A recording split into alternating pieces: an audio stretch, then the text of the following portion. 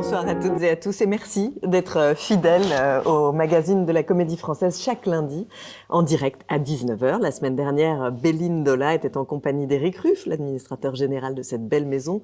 Et ensemble, ils ont levé le voile sur la saison prochaine. Je crois que vous étiez nombreux devant votre écran et j'espère que leurs annonces vous auront rendu gourmand. Ce soir, chose rare, nous ne sommes pas, vous le voyez bien, à la grande table du secrétariat général, place Colette, mais de l'autre côté de la rue, sous la pyramide du Louvre, au Studio Théâtre. En cette saison anniversaire du 4e centenaire de Molière, la Comédie Française ne cesse depuis le début de la saison de nous montrer à quel point le grand patron de la maison, ce cher Jean-Baptiste Poquelin, continue de nous émouvoir, de nous étonner, de nous interpeller. Son universalité, sa modernité sont stupéfiantes et ce soir, on va encore le vérifier. Bonsoir, Anne Kessler. Bonsoir.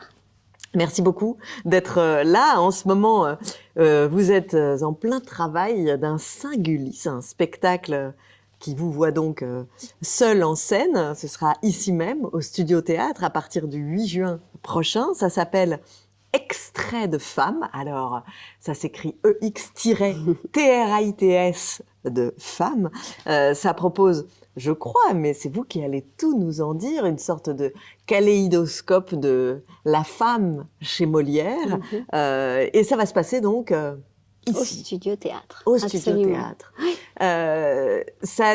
Comment, parce qu'il y a quelques semaines, on était ensemble d'ailleurs avec Daniel Lebrun pour parler d'un autre seul en scène, Le Silence de Molière, où Daniel Lebrun jouait Esprit Madeleine, la fille de Molière. C'est un texte de Giovanni Macchia. Oui. Et c'est vous qui l'aviez mise en scène. Oui. On avait donc vraiment essayé de raconter comment ce spectacle se passait, ce qu'il nous racontait. Esprit Madeleine, donc une fille de Molière. Voilà, la fille de Molière, vous l'aviez mise en scène. Dans quelle mesure il y a des traces ou il y a inspiration aussi il y a inspiration. Pour Extrait de femme? Il y a inspiration parce que j'ai regardé travailler une grande actrice, donc c'est toujours quelque chose de voir un artiste au travail. Et puis, il y a des choses qui me tiennent à cœur et que je n'ai cessé de lui dire. Et donc, je me rappelle que je lui disais. Oui. Et comme je suis toute seule, je crois que je me le dis. C'est ça, oui. Vous êtes votre propre... Oui, je crois que je me le dis. Des choses très simples, mais justement de laisser le temps aux choses de se faire, de pas être volontariste, de pas vouloir pour vouloir, oui, voilà, je crois que j'essaye de me dire des choses comme ça, parce que pour l'instant, je ne me rends pas compte si c'est intéressant ou pas. La seule chose que je sais, et ça c'est sûr, c'est que j'ai choisi, c'est que Molière est intéressant et que les scènes que j'ai choisies sont des scènes mythiques et c'est des extraits de pièces où c'est de très très beaux moments en plus. Donc je sais que ce que j'ai à dire est très beau. Donc ça c'est sûr. C'est donc le public évidemment qui sera votre premier écho parce que vous faites tout toute seule. Alors justement, comment est-ce que ce spectacle Extrait de femme donc est né? Vous parlez de texte, je parlais d'une idée de la femme comme ça. Vous avez fait un certain dessin, j'imagine, dans tous les sens du terme. Dans tous les sens du terme. C'est parti aussi d'une impulsion, une envie de jouer Molière comme un musicien pourrait avoir envie de jouer du Bach. Donc j'avais vraiment envie de le jouer. Et puis tout à coup, je me suis imaginée commencer avec Louison et terminer avec Pernelle. Ça, c'était avec Madame Pernelle. Donc j'avais ces deux pôles-là et à l'intérieur... qui j'avais envie de faire parler, et voilà. Pas forcément des rôles que vous avez déjà joués, il n'y en a aucun que j'ai joué. De tous ceux que je vais essayer de dire ou jouer, enfin, je ne les ai pas joués. Et pourtant, vous avez joué des Molières. Oui, j'ai joué des Molières, mais il n'y a aucun des rôles que je joue que j'ai joué. Et ça m'intéresse parce que il n'y a pas de trace de travail sur. En revanche, il y a beaucoup de mémoires d'actrices et d'acteurs, parce que je joue aussi les hommes qui répondent aux filles, aux femmes, que j'ai vu jouer. Donc j'amène avec moi sur le plateau un nombre d'actrices, un grand nombre d'actrices, et des actrices, beaucoup de la troupe. Donc voilà, elles sont avec moi quand même. Je ne suis pas tout à fait toute seule. Quand vous dites que vous avez choisi, j'imagine que c'était donc un désir, hein, pour qu'il n'y ait pas peut-être de choses poreuses entre des personnages déjà travaillés et puis oui. ces Il y avait ça aussi. Il y avait cette idée-là. Oui, il y avait ça aussi. Il y avait et puis peut-être aussi comme ça, c'était une manière de jouer des rôles que je sais que je ne jouerai jamais. Par exemple, Louison et Agnès, on peut quand même dire, et probablement aussi Célimène, on peut quand même dire que je les jouerai jamais. Donc et en même temps, il faut jamais dire jamais. C'est bête de dire ça, mais enfin, c'est plutôt des rôles où, voilà, jeune, voilà, exactement. Jeune fille, voilà. oui. Donc c'est une manière de dire, tiens, c'est super, je les aurais joués. Voilà, c'était aussi jouer. J'ai envie de jouer ça, je vais jouer ça, voilà. Et simplement. Parce que donc ce kaléidoscope Molière qui campe les femmes, une sorte de miroir quand même de la femme dans tous ses âges, dans tous ses états, dans tous ses désirs. L'amour est quand même au cœur de tous ces textes que vous avez choisis. Oui. Oui, mais je ne sais pas si d'autres femmes parlent d'autre chose que de l'amour. Ou... Oui, il y a quelques... Mais elle parle beaucoup de ça, et il les a écrits préoccupés par ça, et voilà, dans des relations aux hommes plutôt, ou entre sœurs. Mais les sœurs sont peut-être un peu rivales par rapport à un amoureux. Donc, de toute façon... Il y a quelque chose de cet ordre. Mais je trouve qu'en approfondissant le travail, quand je vois par exemple Armande et Henriette, on pourrait imaginer que... par exemple, je me souviens d'un personnage de Proust qui est dans Confession d'une jeune fille, qui est tiraillée entre l'âme et le corps. Et c'est la même personne qui va donc être tiraillée entre ces deux choses. On a un peu l'impression que Armande et Henriette pourraient être une même jeune fille. Côté un peu janusien. Oui, je trouve. Et il y a quelque chose chez Célimène et Arsinoé de semblable aussi. Je ne sais pas pourquoi, j'ai toujours l'impression que c'est des actrices. Et que, oui, il y en a une qui est plus âgée que l'autre, ça c'est sûr. Je pense qu'on peut l'assurer. Mais ce n'est pas que l'âge qui les différencie. Je pense qu'elles sont vraiment différentes. Mais quand même, ça pourrait être la même personne qui un jour dirait ça et l'autre jour dirait ce que... Voilà. Et puis, on sait bien que, par exemple, on parle d'âge et que Célimène dit « l'âge amènera tout et ce n'est pas le temps, madame, comme on sait, d'être prude à 20 ans ». Elle dit là ça, mais est-ce que le matin, elle ne s'est pas regardée, même à 20 ans, on peut tout à coup se trouver très fatigué, très âgé, très... Donc, c'est pas que l'âge, c'est un état d'esprit à un moment donné de sa vie, mais à un instant même de sa vie. À avoir comme ça lu et scruté ces figures féminines dans le théâtre de Molière, vous diriez que Molière, il a su les croquer avec un art particulier, une justesse ou pas? On a pu l'accuser de misogynie. Oui, mais la misogynie, moi je ne crois pas qu'il soit misogyne. En revanche, je pense que, comme tous les artistes, il ne se refuse aucun sujet. Et il y a des sujets qui sont à double tranchant. Et si on les monte mal, ou si on les raconte mal, parfois par souci de les raconter trop bien, si on veut être trop pour la femme, ou trop, on oublie que... Moi, c'est ce que je pense, hein, c'est que Molière, il est déjà pour cette femme. Et qu'en voulant trop montrer qu'il est vraiment pour cette femme, on finit par nous ça finit par être contre-performant.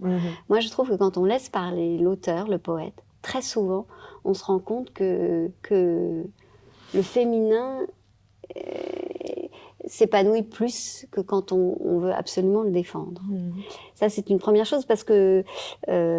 alors, la chose que je peux dire quand même, c'est qu'effectivement, c'est ce que vous avez soulevé il y a 2 minutes, c'est le fait qu'elle ne parle que de l'amour et qu'elle existe par l'amour et que effectivement, je vois pas de Marie Curie, je vois pas de Virginia Woolf, je vois pas de femmes de cette figure-là. C'est les femmes d'eux, les sœurs, les frères, les filles d'eux, Je suis d'accord avec ça. Mais en revanche, moi je trouve que il y a beaucoup d'héroïnes et qu'elles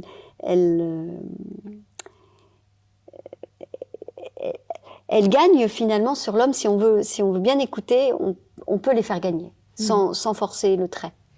Et c'est étonnant parce que à vous écouter, vous évoquez un petit peu toutes les figures féminines possibles et jusque-là, la mère n'a toujours pas paru. En fait, il y en a assez peu. Oui, il y en a peu. Il y a, dans les femmes savantes, il y a Philaminte.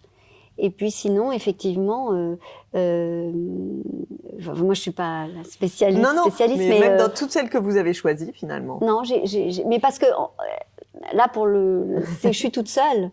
Si j'avais eu des acteurs et que j'avais dû réfléchir, j'aurais peut-être pensé autrement. Mais j'avais besoin de pas trop de personnages. Et dans les filles mères, je trouvais qu'il y avait des scènes qui ne se développaient pas assez. Donc j'ai pris des scènes emblématiques qui se développent énormément, qui sont Armande et Henriette et Célimène Arsinoé. C'est des longs temps de parole. Déjà, c'est difficile de passer de l'une à l'autre et que je veux pas les composer. Et j'aimerais que ce soit comme un film. Moi, je me souviens d'avoir eu un cours avec Antoine Vitesse. Il nous avait fait lire Les Trois Sœurs. On avait et on devait lire tous les personnages sans les nommer. Sans les nommer, oui. et la même actrice ou le même acteur jouait jouait 4 pages juste pour entendre comme ça la parole du poète et de l'auteur, enfin, comme, voilà. Donc j'ai l'impression un peu aussi de faire ça, que ces paroles se répondent. Et on n'a presque pas besoin de dire qui parle. Voilà, j'aimerais qu'on comprenne qu'il y a un changement d'argument, mais je ne suis pas sûre d'y penser. Alors après, c'est ma façon de travailler, de jouer, je pense que si je pense très fort que je suis ça, j'ai la sensation que tout le monde me suit.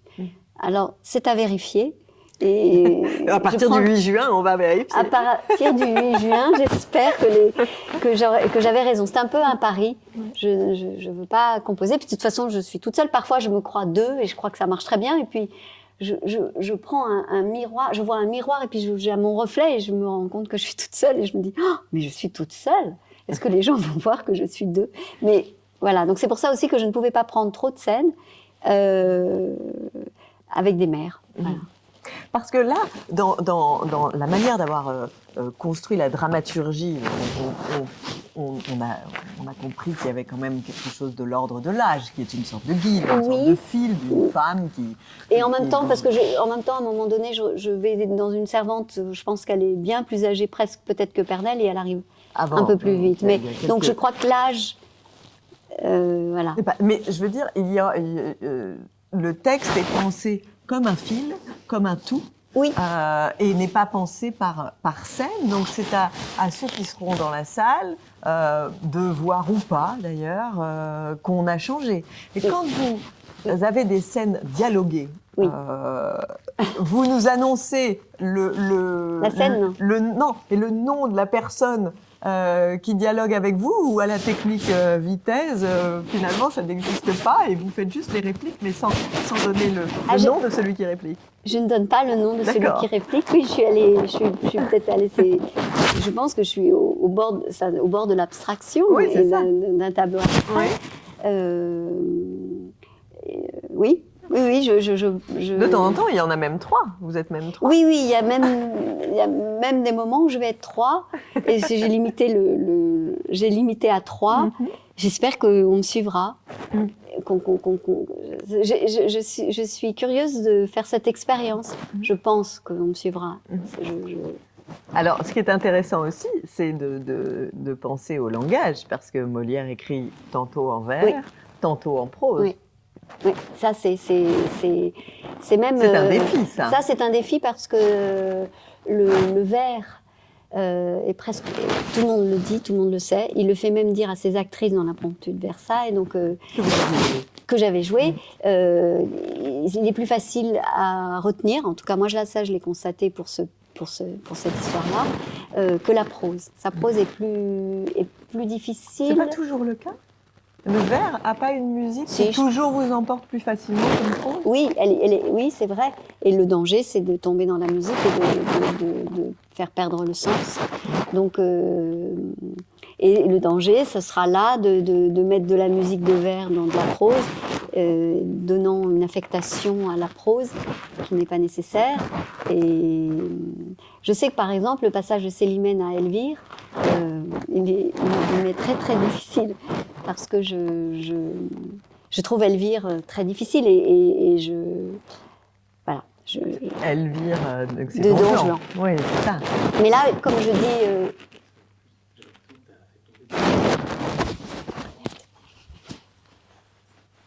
Pardon, c'est le direct. Mais oui, c'est un micro qui comme ça se balade. Je suis pas très disciplinée. Je vais le tenir. J'espère que maintenant vous m'entendez, mais de toute façon, c'est essentiellement Anne Kessler qui parle ce soir. Non, c'est un dialogue et attention, je suis tellement contente d'être. Et en plus, vous avez dit un truc très joli parce que vous avez dit singulis, mais votre façon de dire singulis, normalement, je crois qu'on dit plutôt singulis, comme c'était un peu du latin ou je sais pas quoi. Et votre manière de dire singulis, c'est joli parce qu'on entend aussi singulier. Donc voilà. Singulier, mais alors là, singulier pluriel, hein, Anne. Singulier pluriel. C'est vraiment, dans cet extrait de femme, il y a véritablement les et puis j'avais envie aussi qu'on se facettes. dise que, justement, on parle de misogynie, mais voilà. Mais j'ai l'impression que tous les auteurs, on les dit misogynes, parce que j'ai commencé de nombreux spectacles avec à la mise en scène, on disait c'est un auteur misogyne, en parlant de Feydeau, en parlant de...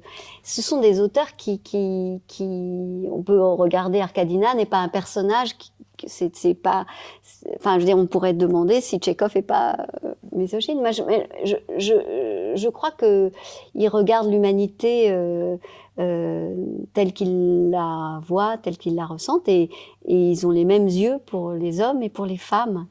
Sauf que, alors Molière est un amoureux des femmes, en tout cas, il en donne l'impression.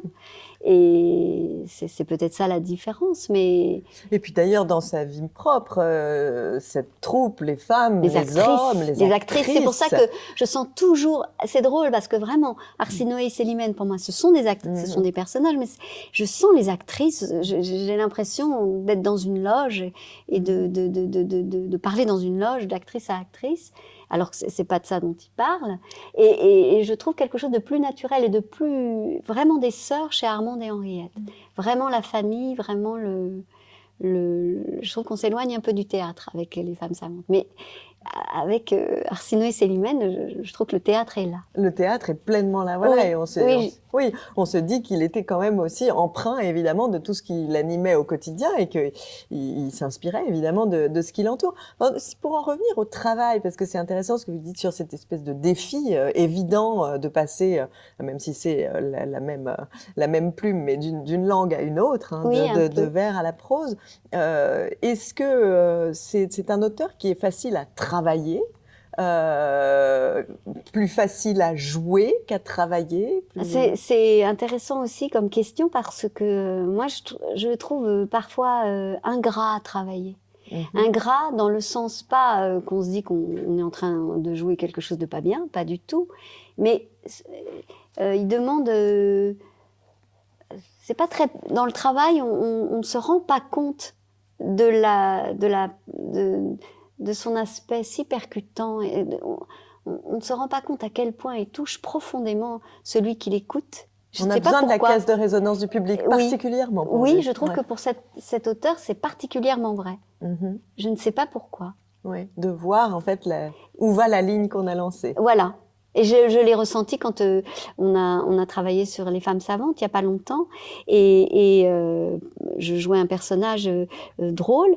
Et pendant que je l'ai travaillé, on l'a travaillé très vite, mais enfin, quand même, je ne voyais pas du tout. On me disait qu'elle était drôle, mais moi, je ne voyais pas du tout où elle pouvait être drôle. Je travaillais très sincèrement. Et après, j'ai vu que les gens ont ri. Ouais. Et j'étais assez calme à l'intérieur, parce que je me suis même demandé, mais pourquoi il rit? Parce que je ne faisais rien. Oui. Enfin, Vous l'aviez pas compris, en fait, en tout cas ressenti pleinement dans tout le travail voilà, j'avais bien compris, parce que c'était une femme qui croit que tous les hommes sont amoureux d'elle. Je pense que j'avais compris ça, vraiment. Et dans l'idée de passer d'un personnage à un autre comme ça, plutôt que d'enfiler un du début à la fin d'une même pièce, oui, j'aurais pu penser à ça. Est-ce qu'il y a quelque chose de régénérant, parce que tous les X temps, on convoque une autre figure, on rencontre un autre personnage. Oui, puis il y a des dialogues qui sont très courts. D'énergie aussi comme ça, qui est très différente que de porter un personnage d'un point A à un point B, le même personnage avec sa même vie, d'en avoir comme ça toute une galerie. Est-ce qu'en termes d'énergie, c'est pas aussi différent? Si, sûrement, ça sera sûrement différent. Mais là encore, je n'ai pas je ne me rends pas compte de ce que ça peut faire, d'autant que j'ai pas rajouté de texte. Voilà, il y a rien de votre plume. Rien. Sauf le tout début, avant que je rentre, il y a un petit dessin, parce que comme je dessine. Ici, il y a beaucoup de ma plume, parce que je dessine. Oui, ça, on va y venir. non, il n'y a rien de ma plume. C'est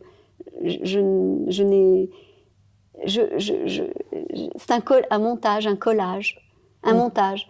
Oui, un montage. Je fais parler quelqu'un, je finis ce qu'il a à dire, je débute une autre pièce, et elle a l'air de répondre à ce qui vient d'être dit. Et donc vous jouez cet extrait de femme comme une seule figure, ou vous pensez la séquence?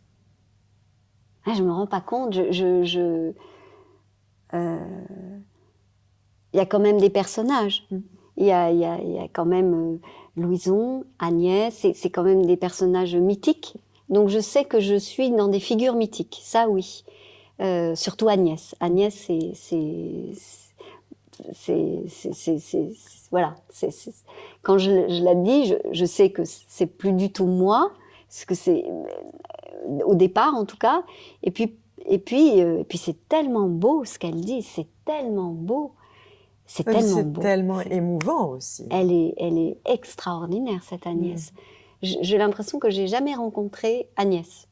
J'ai rencontré Louison. Louison, c'est même assez extraordinaire, comme il a su restituer. On n'a pas envie d'en rajouter. Et elle est là. C'est d'une justesse extraordinaire. Mais je trouve que Agnès, elle est extraordinaire elle-même. C'est-à-dire quoi, dans cette pureté? Oui. Oui, parce qu'elle a été très visiblement tenue à l'écart. Donc, je crois qu'elle ne voit pas le mal. Elle ne voit... Oui, il y a une grande pureté chez Agnès, enfin, il me semble. Vous qui aimez beaucoup les auteurs nordiques, vous n'avez pas retrouvé ce genre de figure, par exemple, chez ces auteurs-là? Vous ne pourriez pas... Non, oui. Elle résonne avec personne? Oui, je la trouve très extraordinaire, Agnès. Très extraordinaire, ouais.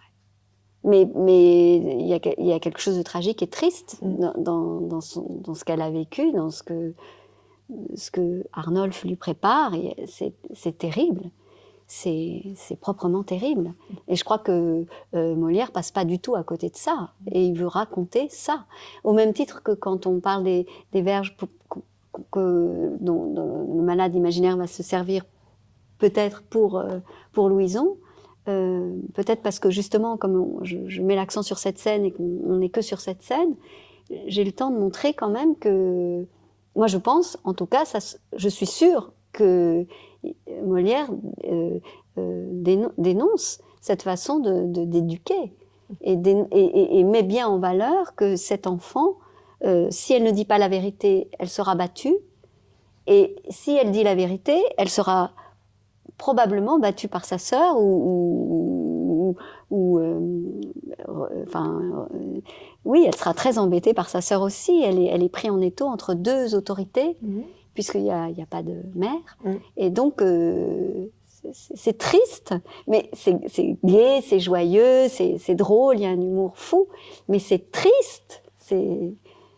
C'est triste ce qu'on fait à cette petite fille, c'est triste ce qu'on fait à Agnès, et c'est difficile ce qui se passe entre les deux sœurs, du destin de cette Armande qui décide que peut-être si elle peut pas aimer un homme parce qu'elle l'épousera pas, parce qu'elle va faire des études, ou elle va aller dans la philosophie, elle n'aura peut-être pas de vie amoureuse, c'est triste, et c'est une femme blessée par un homme. C'est triste. Enfin, je veux dire, et on les aime à la folie pour ça. Moi, je pense que Molière, il a pleuré. Je suis sûre qu'il a pleuré en écrivant Elvire. Je suis sûre. Et ça, cette corrélation que vous faites entre ces caractères et cette espèce de tristesse qui serait comme ça, comme une sorte de note de fond, habillée différemment selon les personnages. Oui. Vous l'avez réalisé en faisant ce travail? Oui. En m'approchant de ces personnages, en essayant de comprendre ce que je disais, pour que les gens comprennent ce que je dis. Oui, je trouve que c'est drôle parce qu'au départ, c'est sous-tendu par quelque chose de tragique et de triste. Quand on a fait l'émission avec Danielle Lebrun, je me souviens que par rapport à l'idée de seule en scène, elle disait je préfère quand même la troupe. Hein. Jouer toute seule, je trouve ça quand même difficile. Parce qu'elle avait l'expérience d'avoir déjà fait ça. Moi, je l'ai jamais fait. Donc, je vais voir ce que ça me fait. A priori, j'aime mieux être avec des gens, j'aime mieux. La seule chose qui m'intéresse dans cette histoire, c'était de proposer quelque chose qui vienne vraiment de mon cœur, puisque personne ne m'a... Il n'y a pas eu Personne ne vous a dicté les scènes, les choix. Ça m'intéresse. Mais moi, je préfère être avec d'autres personnes. Mais on n'est jamais vraiment seul, parce que aux Français, on va aux ateliers, on demande un ruban, et on a le plus beau ruban du monde. Et puis on trouve on a besoin d'un mouchoir, alors on va chez les lingères, et puis on a besoin d'une fleur, on va chez les accessoiristes, et puis on n'est jamais seul. C'est même une manière de les rencontrer encore plus, parce que c'est nous qui avons besoin de cette fleur. C'est pas il y a le metteur en scène ou la metteuse en scène qui me demande. Parce que Danielle Lebrun, elle vous avait. Oui, elle avait. Vous n'avez que vous. Voilà, donc moi je n'ai que moi. Et ça a fait rencontrer les ateliers d'une façne merveilleuse, et plus directe et plus profonde, puisque, encore une fois, c'est moi qui ai besoin de cette fleur. Et donc, je ne viens pas au nom de quelqu'un. Ceux qui nous regardent ne le voient pas, mais on est là face au décor du mariage forcé. Comme généralement dans les seuls en scène, c'est le décor qui sera le vôtre? Oui, ça sera mon décor. En pente? En pente. Oui, quand j'ai compris que c'était en pente, parce que Éric Ruff m'a dit ça sera en pente, il m'a prévenu. Et j'avais pas... Je crois que j'ai vu surtout le blanc, comme ça. J'ai dit très bien. Et puis après, j'ai vu, oui, c'est en pente. Donc, beaucoup de choses que j'avais prévues ne fonctionnaient pas. Parce qu'elles auraient roulé. Parce que c'est pas du tout pareil, parce que le sol joue, parce que c'est tout à fait différent. Donc, j'ai tout travaillé en fonction de cet espace. Et donc, pour moi, c'est comme si ce qu'a conçu Éric et Louis, Éric Ruff et Louis Arène, c'est comme s'ils l'avaient aussi conçu pour moi, parce que vraiment, Vous avez pensé en fonction. Totalement en fonction de cet espace-là. Alors d'ailleurs, en termes de mise en scène, d'accessoires, d'être allé voir un peu tous les ateliers, vous vous amusez, vous jouez, c'est un peu Alors je suis à comme si, je joue à comme si j'étais Louiseau, comme si j'étais allée, et à chaque fois vous allez glaner des choses pour faire qu'on passe aussi comme ça d'un personnage à l'autre. Ah oui, pas tant que ça. Pas tant que ça. Non, pas tant que ça. Au départ, d'ailleurs, c'était Julie Sicard qui me dit, mais alors tu vas être habillée comment? Elle me dit. Et là, gros blanc, je me suis dit, mais oui, comment je vais être habillée puisque je vais être... soit je suis dans une tenue neutre, comme je le suis ce soir, et en même temps, j'avais envie de costume. Donc, je crois que j'ai trouvé un costume objet. J'avais aussi très envie de ne pas amener quelque chose de ma maison. J'avais envie que ce soit une robe du théâtre. Et en même temps, j'avais envie de donner la sensation que je l'avais dessinée. Donc cette robe, je crois que je l'ai trouvée et elle est intéressante et elle est multiple. Et voilà. Vous avez dit que vous convoquiez beaucoup dans votre mémoire, beaucoup d'actrices. Oui. Ce n'est pas, par exemple, une robe qui aurait pu servir... Ah, c'est beau, ça aurait été une belle idée, mais non. Et en plus, je les ai beaucoup convoquées au moment de mon apprentissage du texte. Vous êtes allée les voir même? Non. J'ai demandé à quelques acteurs et actrices comment ils disaient ça. Par rapport à une liaison, par rapport à mais je ne suis pas sûre qu'ils aient compris. Enfin, si, puisqu'ils savent que je fais ça, mais voilà. Je suis allée demander à des gens qui ont joué les rôles, des petites choses comme ça, mais très en marge. Et puis, je sais que le soir, enfin, si, on joue peu. Les acteurs ont beaucoup de choses à faire. C'est souvent qu'ils n'ont pas forcément le temps de tout voir. C'est tout à fait normal. On propose tellement de choses. Mais s'ils viennent, je vais avoir beaucoup d'émotions le jour où je saurai que tel acteur qui a joué tel rôle sera là. Ça va me donner une petite émotion supplémentaire. Et vous, dans les rôles que vous aviez joués déjà de Molière, il y avait Frosine, Angélique, Marianne, Julie. C'est des jolis prénoms, tout ça, ce que vous dites là. Ils ont évidemment nourri, j'imagine, Armande, Agnès, Louison, Elvire, Dorine, Arsinoé, toute cette musique. Oui, c'est des beaux prénoms. Vous y pensez à ces Molières que vous avez joués? Non, je n'y pense pas du tout. Et je ne retrouve aucun des caractères que j'ai joués dans les figures que je joue dans ce solo. Je ne retrouve pas... non. Il ne s'est jamais reproduit, c'est vraiment le signe de ça. Il me semble on peut retrouver des thèmes, on peut retrouver des histoires presque, mais pas pour les mêmes raisons et pas dans les mêmes styles.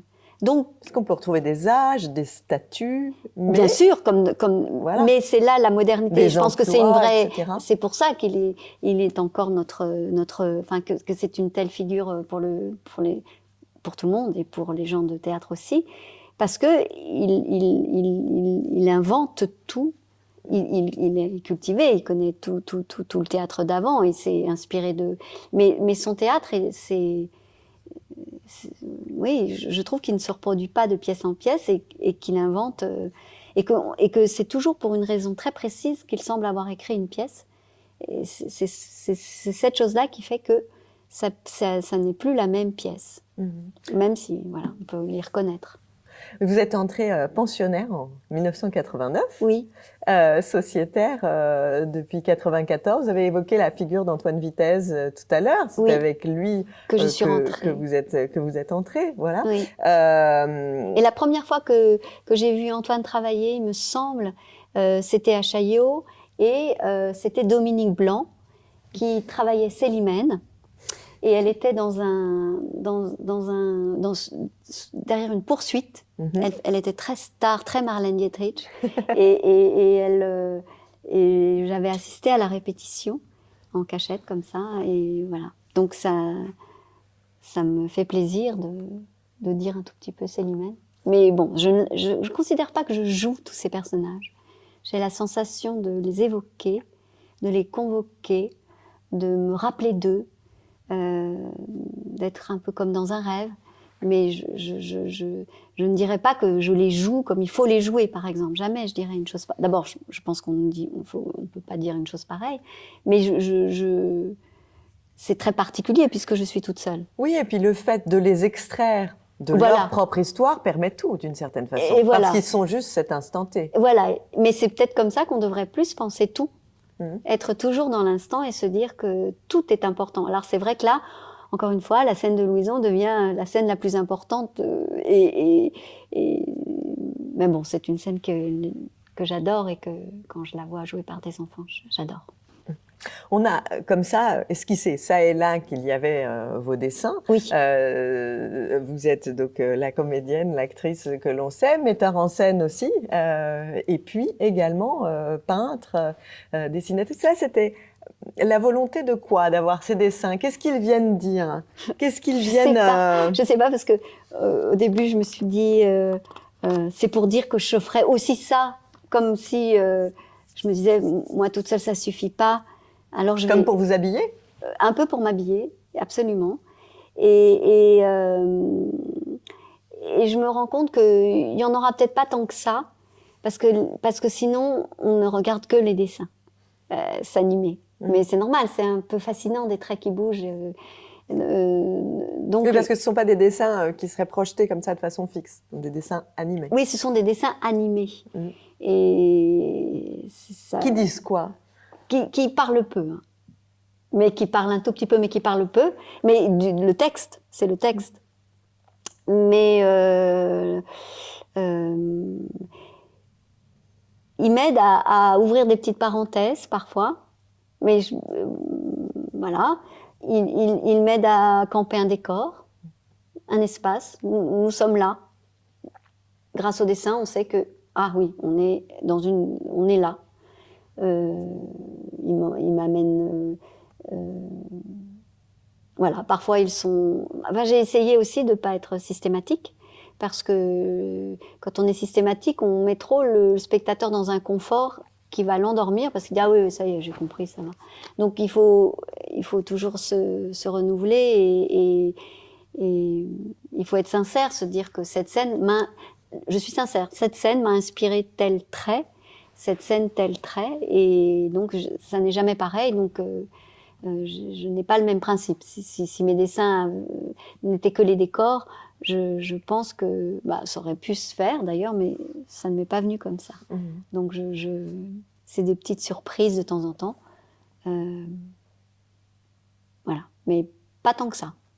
Et qu'est-ce qu'ils disent de cette pratique du dessin? Qu'est-ce qu'elle dit, qu'est-ce qu'elle exprime que votre jeu ou votre corps n'exprime pas? C'est un prolongement, le dessin. Ça prolonge un instant, ça le suspend. C'est une trace. Puisque le théâtre est plus...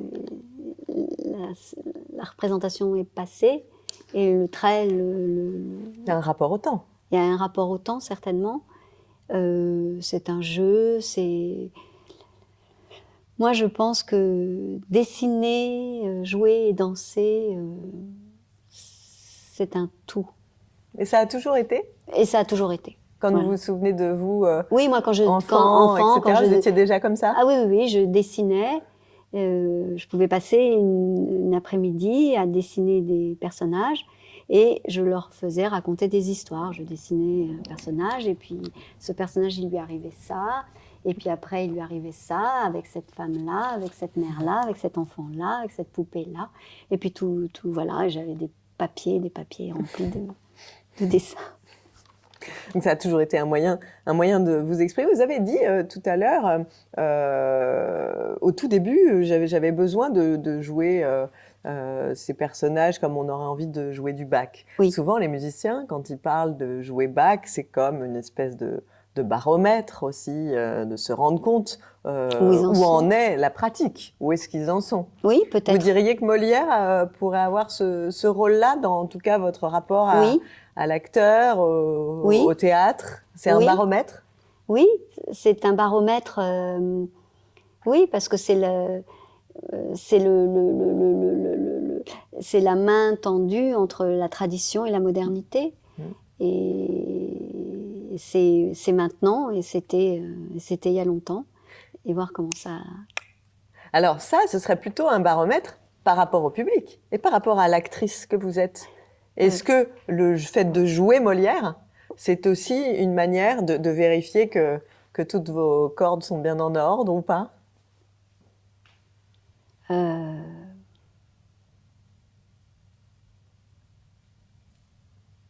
Je ne sais pas à quoi vous répondre. Je ne sais pas où j'en suis. Je ne sais pas. Est-ce qu'il y a ça? Non, parce que c'est comme vous convoquez la figure de Molière, de Bach, c'est pour ça que j'y pense, parce que le musicien, souvent, quand il dit ça, et quand il dit « moi, je joue Bach », ou par exemple Mozart, qui a aussi ce même rôle, c'est-à-dire, pour un chanteur, chanter Mozart, c'est réussir à mesurer comment il va, comment il se sent, dans quelle santé, en fait, il est. C'est pas tant de vérifier que Mozart est toujours actuel par rapport au public qui l'écoute. Je sais pas, c'est une question complètement... Non, je voulais pas dire, je voulais pas vérifier que Molière était toujours actuel. Ma question, mon rapport au temps, c'était de voir comment amener de l'intimité et de soi dans un texte ancien.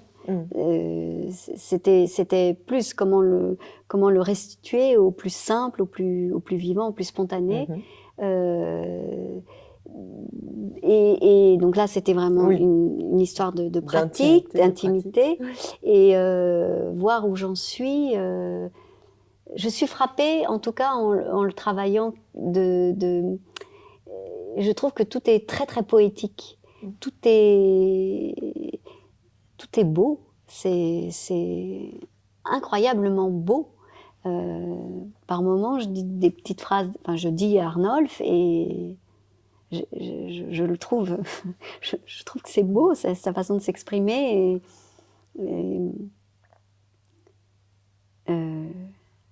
Oui, on a beaucoup de beauté on a beaucoup de beauté qui nous tombe dans la bouche.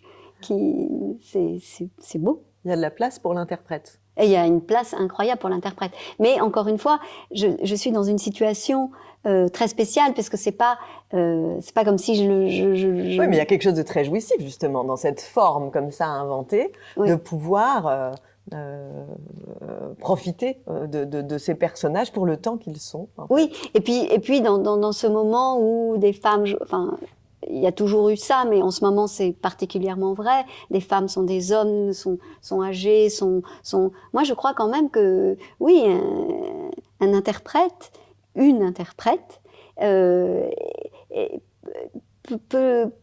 peut aller très loin dans beaucoup d'espaces et voilà, on peut être jeune, on peut être vieux, on peut être homme, on peut être femme, on peut être et puis après il y a tous les caractères, on peut être beaucoup de choses et donc c'était aussi une manière de le constater. Je l'ai pas fait pour ça, vraiment je ne l'ai fait que parce que Molière et ça faisait longtemps que j'avais pas joué Molière et que je me rends compte à quel point quand je vais voir les mises en scène des autres et donc quand je vais écouter Molière, à quel point il me réjouit, puis il réjouit les gens et à quel point il fait faire des triomphes aux acteurs et aux metteurs en scène et enfin voilà, c'est un peu incroyable cette histoire.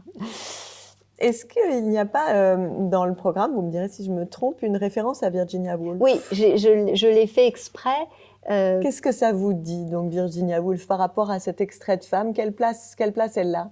Parce que dans cet extrait que vous avez lu, elle dit, oui, il y a des femmes dans la littérature, mais ce sont soit des déesses, et ce sont la plupart du temps des déesses vues par des hommes amoureux qui les voilà, alors que dans la vie, elles sont pas forcément bien traitées, elles sont pas visibles, elles sont donc. Qu'est-ce que c'est que cette différence déjà entre c'est une énigme ce qu'elles sont, ouais, et ce qu'on en fait? Enfin, c'est pas une énigme, elle comprend le fonctionnement créateur, mais elle trouve qu'elles ne sont pas si bien représentées que ça.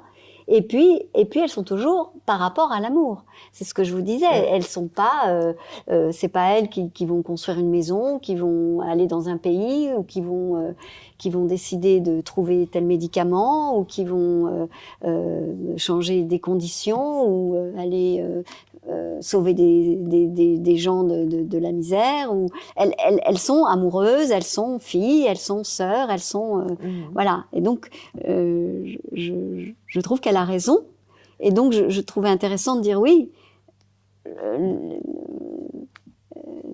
Donne ton. C'est comme si je mettais la critique de Virginia à mon choix pour qu'on entende que je suis consciente que Molière est un auteur et pas une autrice, et que voilà. On parle beaucoup de sororité aussi. Hein. Ouais. Oui.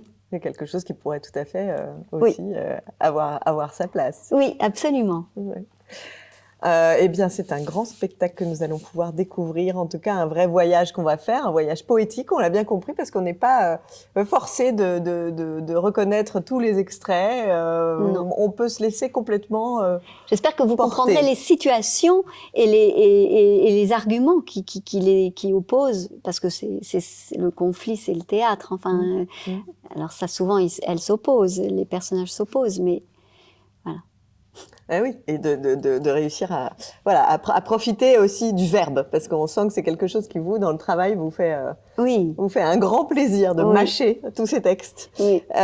Donc, extrait de femme, en 2 mots, extrait. Mais c'est extrait. D'après Molière, mais ça veut dire tout. Mais il y a les traits, il y a l'idée de votre trait, moi, je me souviens quand il y avait une émission de tout. télé où on montrait que des extraits de films. Et après, je voyais le film en entier. Et comme j'avais vu l'extrait, j'avais l'impression d'avoir déjà vu le film. Un extrait, parfois, ça donne toute l'histoire. Ah, et ça peut donner toute l'histoire comme ça peut donner appétit. Merci beaucoup. Merci. C'est à partir du 8 juin, c'est jusqu'au 29 juin. Et c'est donc ici où nous sommes, au Studio Théâtre, juste en face de la Comédie Française, sous la pyramide du Louvre. Merci beaucoup. Merci.